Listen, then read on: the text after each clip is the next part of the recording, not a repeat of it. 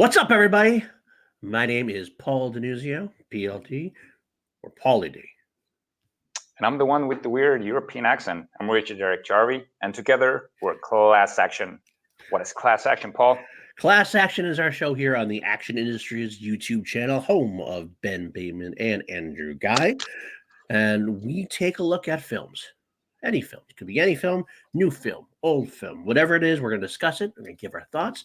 First, not a deep dive, but definitely an overview. And then we will go from there and use that.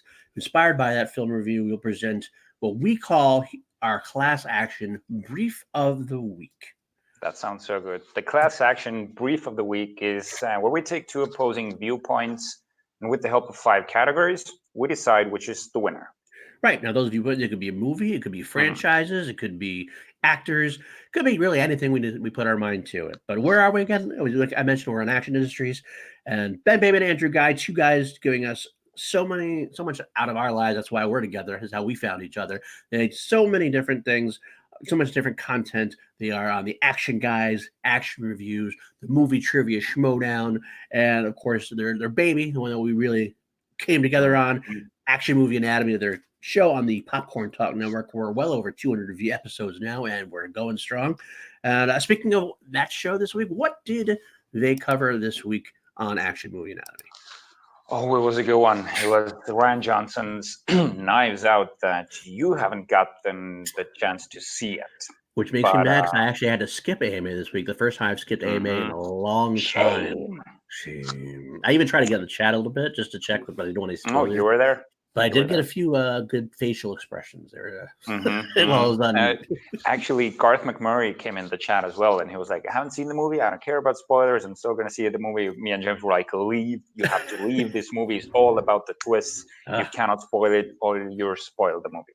So hopefully this week I get to see her at the end of next. I don't know, hopefully soon. You'll love it. But yeah, the show was very good. The thesis there were some hot takes. There were some strong thesis in there. So definitely check them out. They're posted one of them on the Action Industries Instagram already. Okay.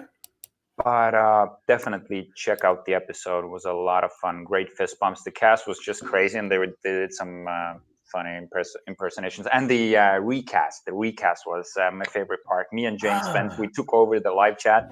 We just slammed all kinds of different casts in there. So I love recasts. That's actually one of my favorite. Recast is my favorite AMA tropes. They stopped doing it for a while. They kind of bring it back every once in a while. I remember when I called in for The Crow, I made sure they brought it back, because that was one thing I really wanted to do.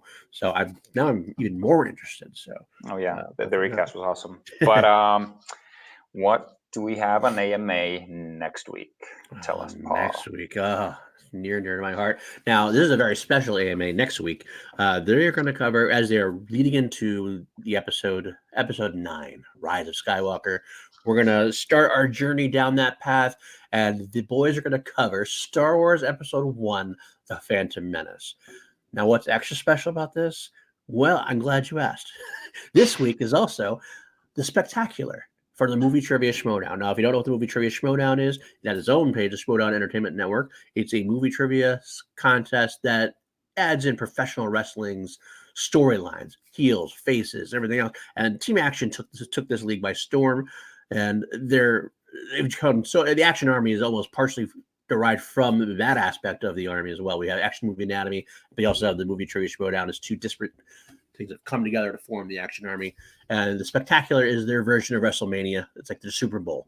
Biggest event that they'll ever do. They're going to do it live in person. They have 5 huge matches, and a bunch of the Army is going to go out to LA, storm LA, get a house, an Airbnb house, and then we're going to spend about 5 days there. So we go to Spectacular, and then you fuckers. And then on Monday, a few of us are going to guest in studio while Ben and Drew cover Star Wars Episode 1, The Phantom Menace.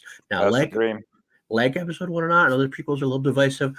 I love Star Wars. I don't care what it is, from 1 to 8, 9, Solo, Rogue One, Mandalorian, Clone Wars. So hearing them talk about Star Wars Episode 1 while getting to be in the studio for the first time is going to be a very, very extremely special day for me. I'm really looking forward to it. So very special pitch for this week for It is this indeed. guy. It is indeed. I can't wait to see y'all in there. So. Yes. So we'll try to get as much footage as we can from there, and hopefully we'll be streaming from the Action House. That's a possibility. I'm not sure exactly. Probably Call to Action, our sister show, which is a review, which just reviews, reacts, and as an after show for the Schmodown aspect of it. So, but with that being said, we're going to go from a very excitable moment to a little bit more of a somber, respectful moment, because this week, late last week, Action Industries lost one of their own, Emma Dollface McAllister. She was a huge action fan, huge fan of Ben, Drew. She worked with us at Action Industries. And if you don't know what Action Industries is, it is the team that works with Ben and Drew on this channel, on their brand. We help with their social media. We help with their Patreon. We help with pretty much every aspect. Doing content. And we're now helping doing content, which would be, this is like the first of hopefully many of us we're doing. We have a couple other shows I know that are in the works to potentially give us more content. Emma was one of the best of us. She, if you ever saw our news content on Facebook or on Instagram, she was the one who did the graphics for that. She also was the one who did the snarky headlines. And God, oh man, yeah, we butted some heads there. She always wanted to push the envelope a little bit further. And I remember, like, especially you, Brett and Hannah, we'd kind of take our side and go, "Oh, is this too far? Is this too far?" And either way, we laughed our asses off at it. It definitely kept us engaged, kept us going. But that's a good thing. She always wanted us to keep pushing the envelope, make sure we didn't just settle into any kind of boring old. We didn't want to be boring industries. We want to be action industries, and she was definitely the action of that. She had some very difficult time medically. She's always had a difficult time. She was raising money for her for issues, and so it was kind of a shock still, but at the same time, it's just a sad day for us. I lost a friend, someone I really had a great time interacting with online. I never got to meet her in person, unfortunately, but one of the best of us, which leads us to what we are doing this week. Yeah. One of her greatest, which she was one of the greatest fans of the Blade Runner franchise. So we had no idea what we were going to do this week, but when this happened, it seemed like such an easy choice for us. We both love Blade Runner as well. We both love Blade Runner 2049 as well. And these are her first two favorite movies of all time. First is Blade Runner 82. Second is Blade Runner 2049. Right, and she would talk about them. She loved them. There's no poop emoji here. No.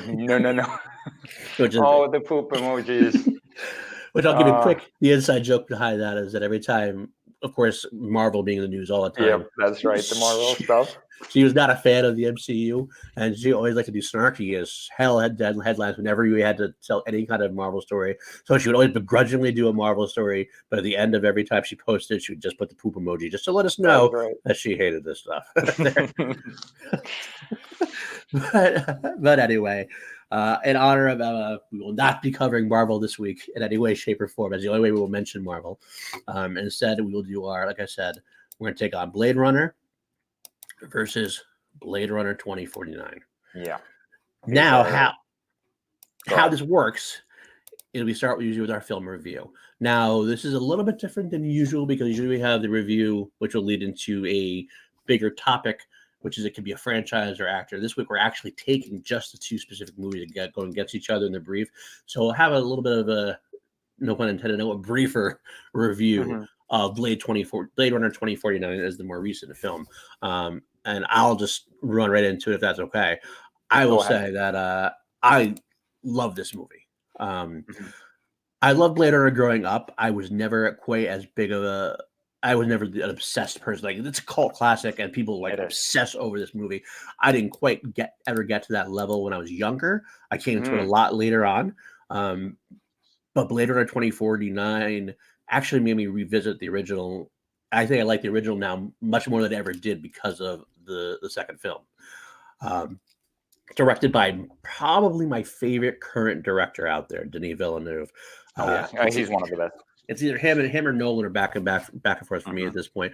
But this was one of the reasons why I fell in love with Denis Villeneuve as well. Beautiful film from start to finish. One of the more recent pure science fiction classics. You hit it. You hit it right there. Pure. This is my thesis. This is the best pure sci-fi movie ever made. Ever. That's impressive. Because this is Blade Runner is the purest sci-fi there is. That's why it's the best of all time. I don't disagree. I can't disagree with that at all. It is not. Usually sci-fi could easily fall into the tropes of alien invasion or intergalactic war. Oh, that's the easy tropes. A romance or they do something else. They do something romance. This just seemed to be a science fiction tale set in a at the time Blade Runner was in the future. We're actually just now finally past where original Blade Runner was supposed to take place, November of 2019.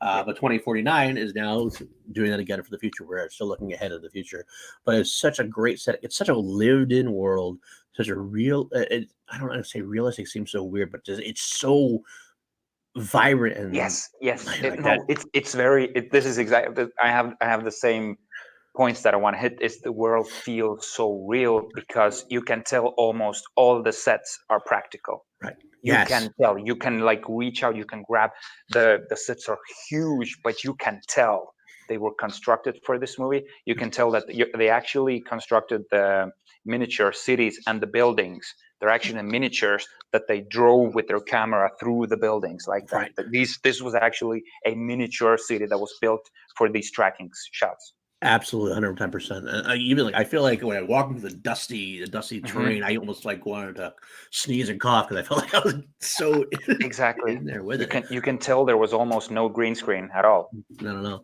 The performances are spot on. They are into this world. There's no mailing it in. Everyone was 110% committed to just creating this event and this experience. That's what the only way to put it is experience. I'm a little. I get very sad when I realize that there probably will not be another sequel at this point because it did not perform up to financial standards. It was too the box office was too. The box office didn't quite. I think it made money, but when kind of marketing and everything else, I don't understand how. I don't either. I don't like even if you haven't seen the original, you can still enjoy this as a pure sci-fi movie. Yes, you might need some insights, but you can pretty much enjoy it all the way still because all the themes about because Tyrell is just replaced by the Wallace Corp. The same ideas are there. The replicants are back a bit different, but the ideas are all there, more human than human.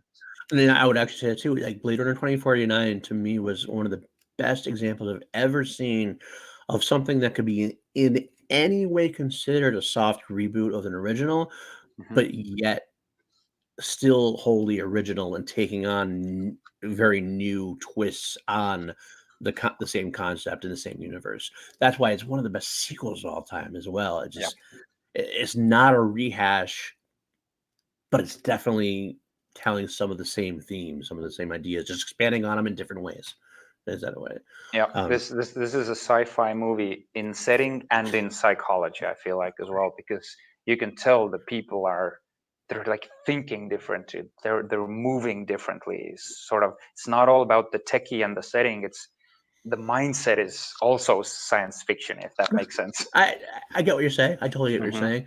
I will also just close out my thoughts with that. Ryan Gosling and Harrison Ford and they Robin Wright. Even Jared Leto, who is definitely touch or go with me. He's got some great acting moments in his career and some less stellar moments in my mind. But he was very, very impressive with this film, I think. I loved almost everything I could think about this film.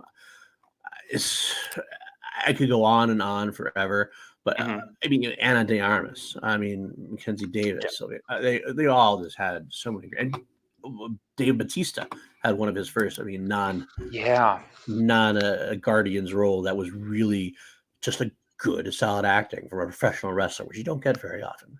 No, he's a really good actor. You can tell he's worked hard for his roles. And the interesting thing about Blade Runner 2049 is also that they had short movies come out before this, and they had a short movie about Dave Bautista's character as Sapper. I think his name was. Yep, Sapper. Yep. And he actually has a very cool origin story before Gosling comes to him. And even because we're going to spoil the movie, spoilers, we didn't say that. Gosling goes, he kills Sapper. After that, we find out that Sapper actually let Gosling kill him. Yes, that's like and every like the whole fight when you're watching the second time, all of his sort of miniature, I don't know, emotions or something, they mean so much more. Right. It's subtle. It's very subtle, but it's so well done. It's all there. And I will also add on so many things I want to add about this movie, but I don't want to go too far into it because we're going to do the brief. But one of the best parts about the film is it gives you this great solid red herring. The whole time, the whole part of the movie is about the child of a replicant. Also, that becomes a central thing. Like, holy shit, is the replicants their own race?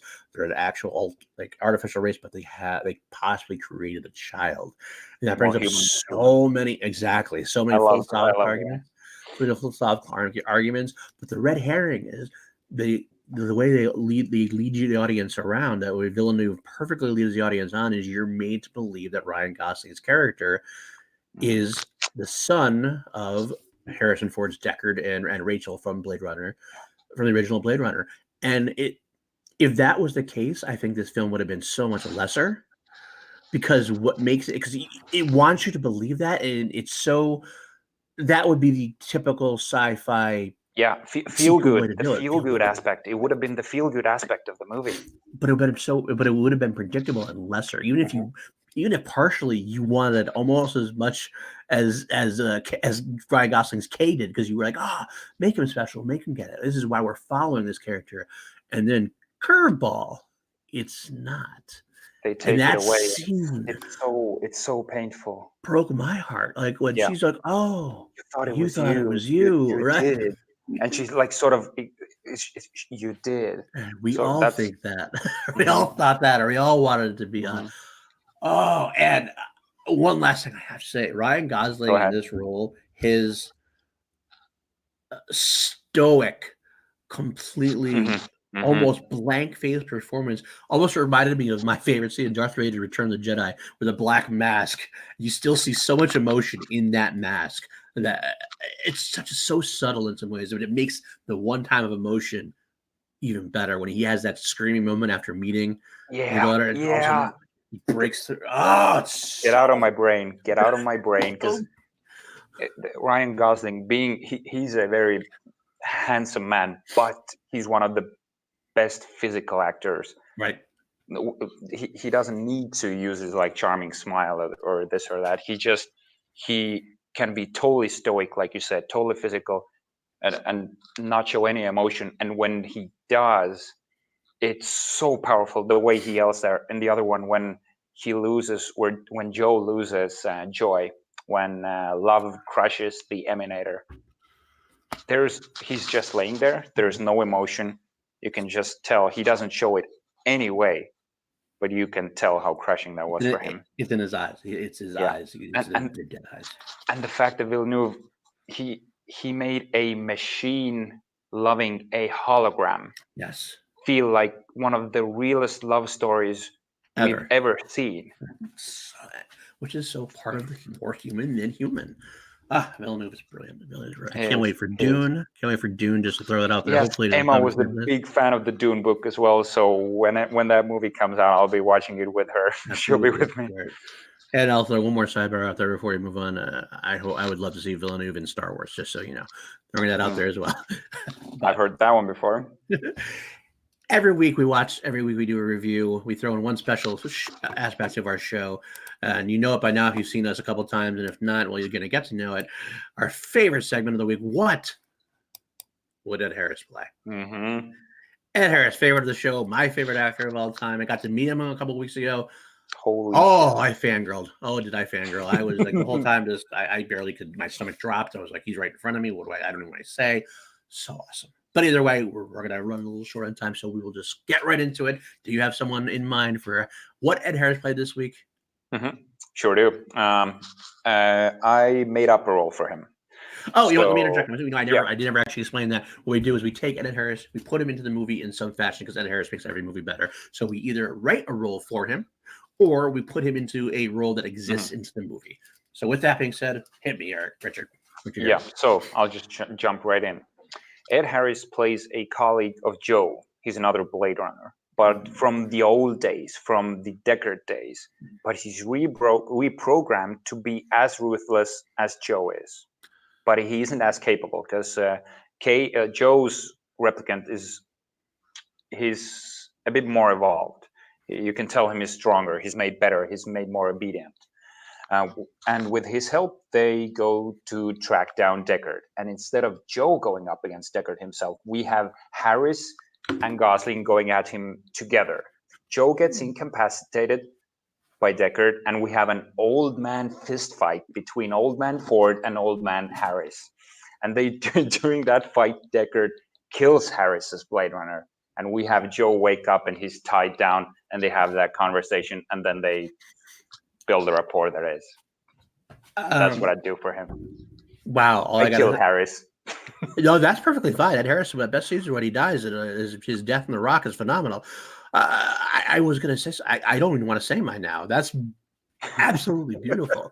I floated through a couple of concepts in my head, but I don't even want to say that. I'm going to go with yours. I'm going to say, Richard-Erik Jarvi, without even saying anything, you have won this week. That was something I would love to have seen. I'll take it. I want to hear your later, though. I will tell you later off air, because right now we're going to get it. Actually, I'll throw it in there now, just a really brief. I'll say the only concept I had in mind was that either I was going to have Ed Harris in the Robin Wright role as Joe's kind of in charge person, but I was going to have him more. Because we don't have enough white males in roles, which is one reason why I don't want to go that way. That's why I flew through that. I was like, I can't take away Robin, because Robin Wright was amazing. So that was one thing. The one I settled on was that I was going to replace Dave Bautista's role. I was going to put him in the Sapper role as the old, similar in the old Grizzly. Would have been perfect with this. At that point as well. We'd have had a fight between Ed Harris and Ryan Gosling that way, and that would have been phenomenal. But I was going to expand the character out and do something similar to yours, but maybe not as much. I was going to have Sapper live somehow, maybe live a little longer and come back somehow later on in the story to bring that back in. Maybe he's going to help protect me at the end. He would come back out of nowhere and help save Ryan, save Kay from Love in some way, sacrificing himself. I didn't know I have it all worked out, but I'm glad we're going to go with you. That's it. We're going with you. Your story is perfect. He'll take it. So, well, let's do it then. Let's get into it as we're clipping through this episode really fast. We're going to get into our class action brief of the week. Now, this one, we're going to talk about the movies, but go ahead. This is where we pitch Blade Runner against Blade Runner 82 against Blade Runner 2049. I'm just going to say Blade Runner 82 because makes sense. I get that. That's a good concept. So I'm going to introduce the categories that we have lined up by which we decide which is the winner eventually. That's right. So we break down into 5 categories. We discuss these 5 categories. At the end, we will determine which has won our lawsuit, which has won the class action brief of the week. So why don't you go ahead with the first category then? Yeah, I'll introduce them all, and then we'll start from the... Fine. Let's do it. So the first category is better lead. We have Ford versus Gosling here. Second category is better setting / atmosphere. So this is going to be a good one, I feel like. The next one is better score. We have Vangelis versus Hans Zimmer and Wallfish. The next one is better villains. That's a pretty open category. We can decide which villain we want to incorporate in that one. Or both. We can do all. Yeah, exactly. And for the last one is better rewatchability. So first off, we wanted to maybe do better story, but I think the story kind of fits into the rewatchability category quite well. So I agree. So let's get right into it. Better lead. Ford versus Gosling. They're very similar in ways because we kind of discussed I can't English again. Discussed. I don't want to say discussed Gosling and just his stoic sort of calmness, his minimalistic acting. But as I was watching Blade Runner 82, I felt like that's all Harris. That's who started it. Harrison Ford was this stoic character, and as like Ford has this rough ruggedness about him. Gosling is a little bit more smooth and suave, but both play off this silent type very well. But I am going to go.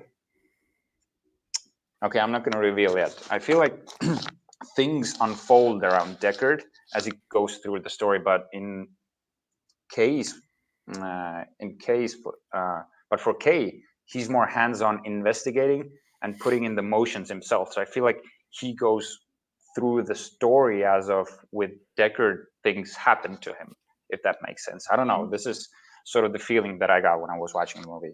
Proactive versus reactive. I get it. That's it. So this is where the genius of Villeneuve comes into play, and why I'm giving it to Kay. So Gosling. All right, Gosling. All right, Gosling. Okay, I would say it's hard. There's two different things you want to discuss when we're expanding this category. You come out, you say better lead Ford versus Gosling. Are we talking about the acting performances of Harrison Ford versus Ryan Gosling? Or are we talking about the characters of Deckard versus Kay? And also, I gotta say, part of that also has to do with supporting cast as well. How they react to the world around them. Harrison Ford is someone I love very much, but I will say, and I think Ben made this point the other day. I forget what movie he was talking about, but Harrison Ford doesn't have a lot of acting like range per se. It's a similar type of character. It's a very rugged. He's got, who he's going to be. He's going to be the gruff guy. He's going to be very stoic. Where's my family? That kind of person, and that works for him. It's somebody. It's very rare that it works, but it just works for him. Doesn't matter what kind of role it is you want to say Harrison Ford. Do a version of Harrison Ford, but he's so iconic that it still makes it amazing to watch him in that role. Ryan Gosling, on the other hand, is so much more someone I've had to come to along the way. At first, I almost dismissed him as just a pretty boy Hollywood type, to be honest with you. I did. But the more you watch him, the more in depth that you get with him, and you realize how not true that is. Partly is because of the movie, partly is because of Villeneuve, partly is exactly the proactive versus reactive way. You want to know more about what Kay is going through. Whereas Deckard, you see what he's going through and you react with him, but you're not. I think Kay takes you and drags you with him. And you want to find more. I think the love story is also a big factor there. That's what it is. I don't believe the love story. The funny thing is, I believe the love story between Deckard and Rachel more in 2049 than even I did in the original Blade Runner film. And that's actually an interesting point too. Is that one aspect they have is Kay has Harrison Ford to back him. So having Harrison Ford in Blade Runner 2049 makes Kay an even better lead in a way. So as much as I hate to vote against Harrison Ford as Deckard, which is one of the most iconic sci-fi roles of all time, I almost want to lean towards Kay. But I'm going to pull a fast one here. I'm going to pull a fast one. Even though I was talking myself out of it, I'm going to just go with Harrison Ford as Deckard because I like it. I like Harrison Ford in Blade Runner 2049 that extends. It's almost, if I took Blade Runner versus Blade Runner 2049 just completely separate, I can't do it. I can't do it. I got to give Harrison Ford the edge because he has two movies, and that's not Kay's fault, but I can't knock Harrison Ford for being in both movies. So I'm going to go with Harrison Ford. Sounds good. I like the fact that you went the other way. Just barely. Because I love Ryan Gosling. It's one of the closest one for me as well, definitely. So that's 1-1. That's right. Next category, we have better setting atmosphere. Better setting and atmosphere. Oh God, this is a very difficult one to do. Also, we have films that are so far apart: 1982, and 2019. Worlds have completely changed in how we do things. Blade Runner 82, I have to give it all the credit in the world for, because you look back, it's still a film you can look at today and it's not dated really. I mean, it's not as expansive as 2049. You can't get quite the same sweeping visuals with the beautiful background. Like they do what they work with what they have. It's kind of like the original Star Wars trilogy in that kind of similar way. They had what they worked with, and they made it work so that you can watch it and not in any way be like, That looks bad now. That looks bad now. I think they've also touched the movie up in the final cut. That could be too. It feels like the big Tyrell Corp buildings. I feel like they've touched it up a little bit, but not to the extent of that they feel like the Star Wars movies that were like digitally altered. Yeah, no, they definitely tweaked. I mean, let's call a spade at one point. The fact is that Blade Runner has a bunch of, the 82 has a bunch of different versions to watch. Because Ridley Scott definitely, who's another visionary director, one of my favorite directors, by the way, I should throw that out there as well. I mean, Alien, I mean, a lot of stuff that he's done is just phenomenal. Gladiator, exactly. But he, what was I saying about Ridley? The different film. He tweaked his films just like George Lucas in a way, but he made it. He wanted to make the director's cut. He made. I don't have this off the top of my head. My sci-fi fans are going to kill me now for not knowing this off the top of my head. But the one I watched the most is what's called the final cut. The final cut, that one that came out in 2007. Yes, and that's takes the one out where he had complete artistic control over. Right, which is the one that's best. And it takes out the awful Deckard monologue voiceover, which kills the movie a little bit for me. I think I saw it with his voiceover first, and Harrison Ford. The legend, I don't know how true it is. The legend is that he did it so disinterestedly because he wanted to prove to the studio that it didn't work, and the studio just like said, "Yeah, we're going to use it anyway."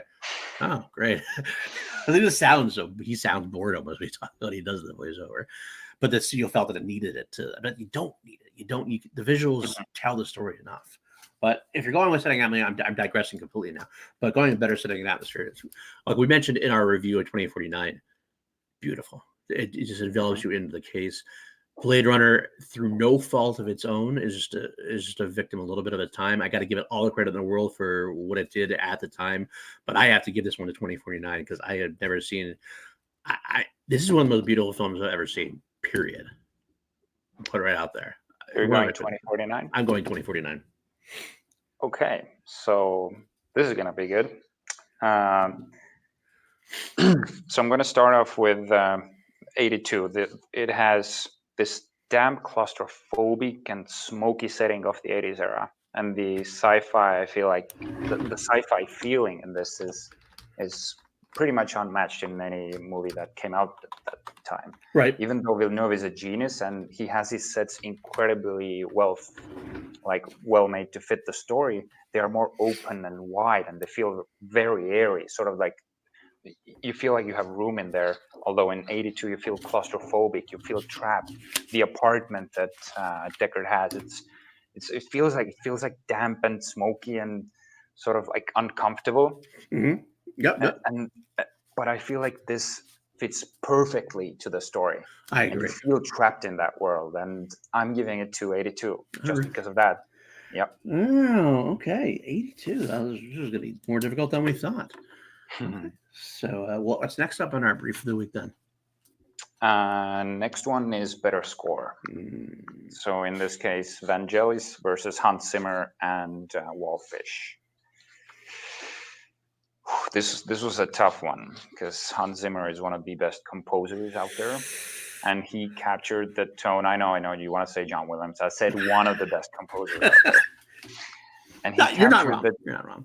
He captured the tone of the original perfectly, but I feel like the original Vangelis score captures again this atmosphere and setting, this weird, quirky tone. There's like these just like tunes. It's not even music. It's just like sound, sort of. Yeah, it might be unfair towards Zimmer because they did have to copy some of the original and make it feel like the original one, but I think that the original sets the tone for this, for all the sci-fi movies after Blade Runner. I feel like sort of tried to copy this weird and like dystopian soundtrack that this started, like these screeches and these weird sounds. So I'd say Zimmer's score was more technically advanced for sure, but the smaller scale of the Vangelis score is what makes this world feel so real again. So I'm going 82.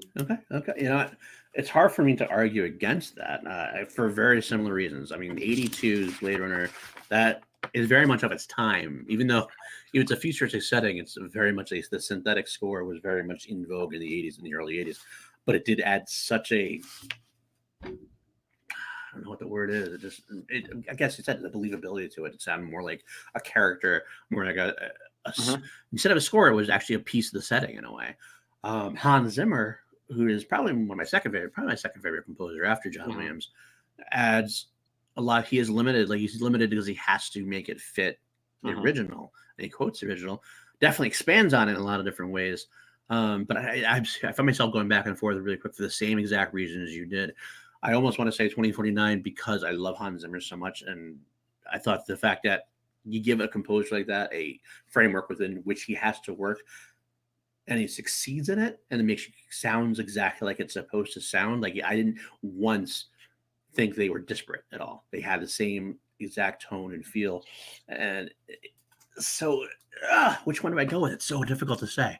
So I would say you got to go with the Vangelis. Have the original. He's the original idea man. But Hans Zimmer almost perfected it in a way to me. Mhm. All right, I'm going 2049. I just love Zimmer. I want to give Zimmer the credit in the world. I There we love go. Vangelis, There but we I go. gotta say Are we tied? we're tied right now. I don't know what we're gonna do at this point. We're going Holy back crap! and forth. So we're Let's just move gonna on. jump into the next one then. Better Villain. villains. Oh, it's a tough one. Who's the villain? Who's not? I gotta say the best. You have the original has Roy Batty, who's one of the Mhm. best sci-fi villains of all time. Rutger Hauer is phenomenal. You have Daryl Hannah in there as well. The whole crew replicants that Harrison Ford's character is set to track down and take care of. You also have the corporation head, which I wasn't Wallace, or you Wallace mean Tyrell? Tyrell. Jared Leto. No, I'm sorry, not Wallace, the original. I'm still talking about 82 right now. Okay. They had So like the Tyrell. That was Tyrell. Tyrell. Wallace was Tyrell's after. right. Sometimes I do flip that in my head. Mhm. Wallace is not extremely memorable, so I have to say that if you're going to focus on the villains of '82, it's got to be Roy Batty with a side Mhm. helping of Daryl Hannah. Or if you put him up against 2049 villains, you have Jared Leto in, like I said before in my review, one of my might be my favorite Jared Leto role, even though Yep. it's the subtle, Totally. it's a supporting role. It's not very The huge. way he talks and goes down sort of feels very one note, but As then a goes replicant, down. he almost feels like a robot Yeah. himself, but he's a human, Exactly. and it so works perfectly with the more human than human aspect of the philosophy in a way. Because Roy Batty is a replicant who is trying to be human. Niger Wallace is a character who is a. I'm sorry, Mhm. Jared. Wait, Wallace or Tyrell? Jared Leto is Wallace. Wallace. Why I keep that in my head? Niger Wallace's character is a human, as we think, looking almost more less human than human. But I also add in throw in, they got to add the sidekicks, and you got Daryl Hannah on one side, and you got Love on this side, and Love is a badass. Do you like Oh, Love? I do. I think she's Okay, the Ryan that's where I'm Gosling. conflicted. See, to me, she was the evil version of Ryan Gosling. Mostly stoic, but lets it out in small waves of emotion. That's where my problem was. I didn't feel like it was small waves. I feel like she started off very cool and calculated, and she was getting her nails done, and she was just like fire, fire, and they had this like the drone attack, and then at some point during the movie, she goes like, "Bad dog," and from that moment on, I was like, "Who are you? What is this? Which movie are you in?" It's sort of, she just flipped and turned into this cardboard villain who was just like. So I don't know, that felt wrong. Okay, Felt all wrong. right. I believed it more. I kind of felt it more of being unhinged. It kind of got to the point where she was almost losing something about Okay. her coolness, and Yeah. that more as it went along, it just became more and more unhinged. She was losing into her emotion again, going from robot into human. Or not robot, but replicant into Yep. human. Like she let more of the emotions out that she's not supposed to have in a way. And that reminded me of Roy Batty. They start connecting their human. She went more towards the anger side of it, whereas Roy Batty's character felt more towards the despair side of it, so to speak. Yeah. But Roy Batty feels like the most human character yeah, of both movies. yeah, I think Harrison Ford's Deckard feels a little more real in 2049, not in the original 82. In 2049, I love Harrison. I agree. Ford's. I love his acting more in that, to be honest, too. So who are you giving it to? God, I think I got to give it to 82. I got to give it to Roy Batty. This is all Roy Batty. This is all Roy Batty. This is I honestly feel like he might be the best part of 82. Yeah, he Blade might be. Runner 82. Like He might Harrison be. Ford is awesome, but he's just. His speech at the end, which we'll get to, we'll get to it. I cry every time. Yeah. It's just beautiful. But 2049 is no slouch. Definitely no slouch. No. I Wallace, I'm a big fan of how Leto plays Wallace. So what's the score? We both went 82 on this one. 5-3. 5-3. So it's close. It's one of the closest ones we've had yet. Then that leads us to the final one. Better rewatchability. Which one would you rather put on if you have 2 hours to kill? Okay, the 49 is a bit longer, but do you want me to start? I'll start. I'll let you know. It's your turn. I think it's your turn. So go ahead. You start. I don't mind.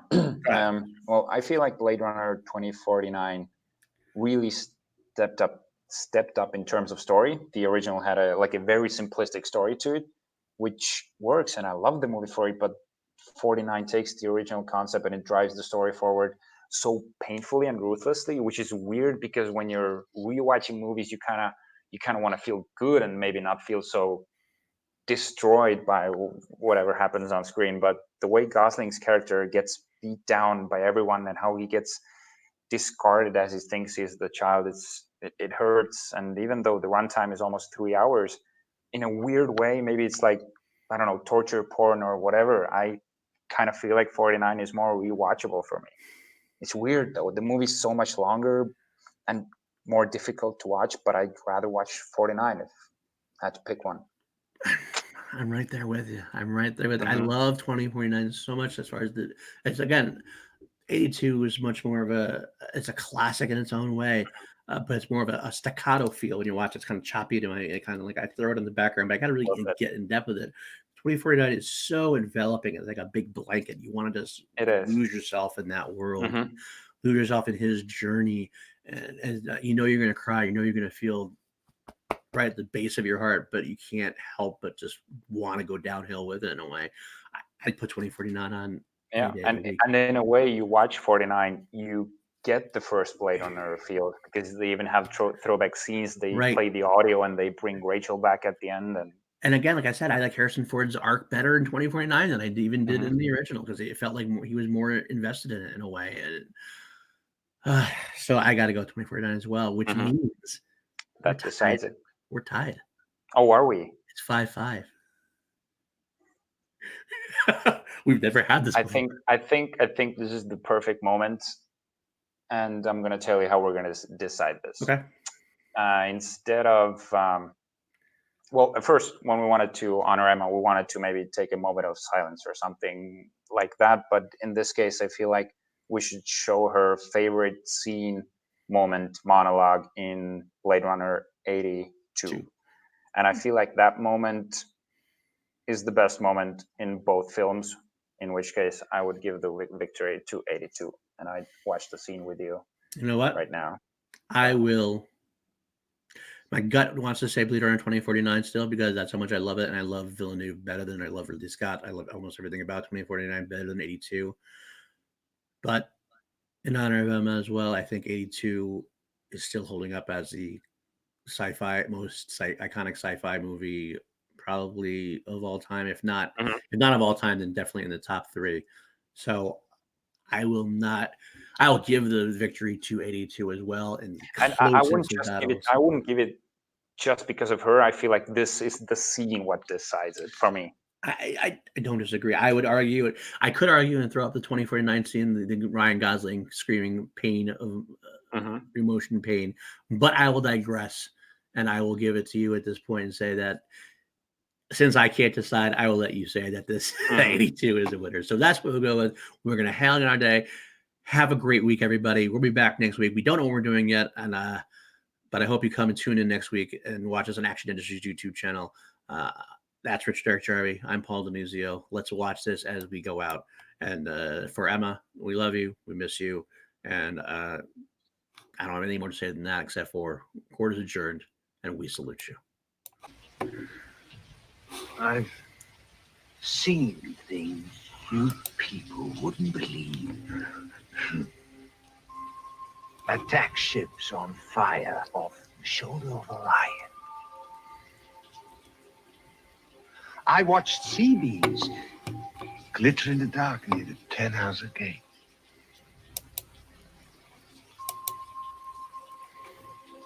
All those moments will be lost in time, like tears in rain. Time.